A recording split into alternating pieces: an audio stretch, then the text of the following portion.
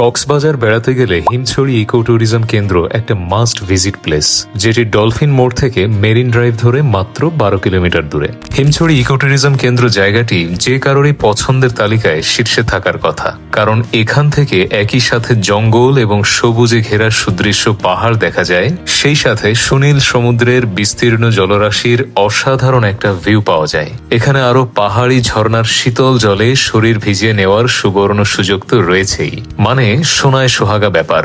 মাত্র 40 টাকা entry fee দিয়ে এখানে প্রবেশ করতে হয়। পাশাপাশি এখানে কেনাকাটার জন্য বড় সড়ো একটা মার্কেটও রয়েছে। তবে প্রায় 280 ফিট উঁচু এই পাহাড়ের চূড়ায় উঠতে যথেষ্ট কষ্ট হয়। সিঁড়িগুলো বেশ খাড়া, আর একটা জায়গায় কংক্রিটের বদলে রয়েছে মাটির সিঁড়ি। ওই জায়গাটা বেশি বিপজ্জনক। বয়স্ক ব্যক্তিদের এখানে না ওঠাই ভালো আমার মতে।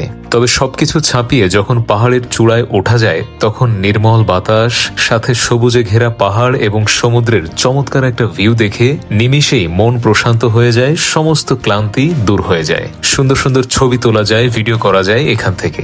কিন্তু ছুটির দিনে অতিরিক্ত ট্যুরিস্ট থাকার কারণে অনেকের বিরক্তিও লাগতে পারে।